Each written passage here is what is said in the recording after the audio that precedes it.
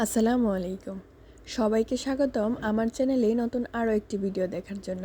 আমার আজকের ভিডিওতে আপনাদের জন্য থাকছে তালের বড়া বা তালের পিঠার রেসিপি। এই পিঠার উপরের দিকটা কিন্তু একটু ক্রিস্পি টাইপের আর ভিতরটা একদম নরম। আশা করি আমার আজকের রেসিপিটা আপনাদের ভালো লাগবে। চলুন দেখে নেওয়া যাক। প্রথমে আমি একটি বাটিতে পিঠার ডো তৈরি করার জন্য 1 কাপ পরিমাণে তালের রস নিয়ে নিয়েছি। এর মধ্যে দিয়ে দিব 3/4 কাপ পরিমাণে, মানে 1 কাপের চাইতে একটু কম চিনি দিয়ে দিব সামান্য পরিমাণে লবণ, মিষ্টির ব্যালেন্স ঠিক রাখার জন্য। এবার একটা কাঁটা চামচের সাহায্যে ভালো করে মিক্স করে নিব যতক্ষণ না চিনিটা গলে যায় ততক্ষণ পর্যন্ত।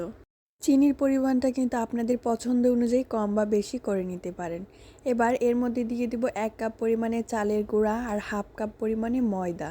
দিয়ে দিব সামান্য পরিমাণে বেকিং সোডা আর 1/2 কাপের মতো নারকেল গুঁড়া।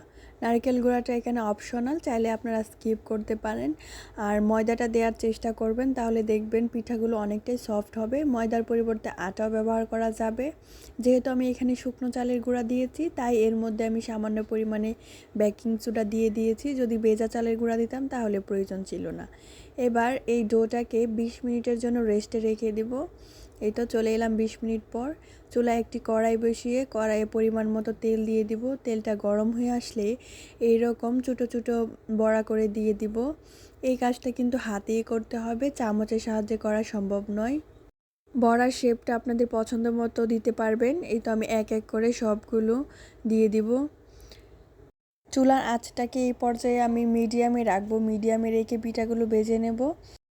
চুলার আঁচটা বাড়িয়ে রাখলে পিঠার উপরের সাইডগুলো তাড়াতাড়ি হয়ে যাবে, কিন্তু ভিতরের সাইডগুলো হবে না। এজন্য চুলার আঁচটা কমিয়ে রাখতে হবে।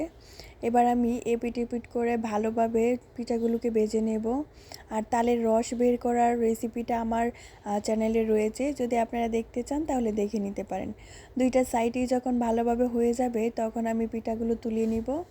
এই তো আমার পিঠাগুলো সব বানানো হয়ে গেছে। একই প্রসেসে আমি বাকিগুলোও বানিয়ে নিব। আশা করি আমার আজকের রেসিপিটা আপনাদের অনেক ভালো লেগেছে। যদি ভালো লেগে থাকে লাইক, কমেন্ট, শেয়ার করে পাশে থাকবেন। আজকের ভিডিও এখানেই শেষ করছি। আল্লাহ হাফেজ।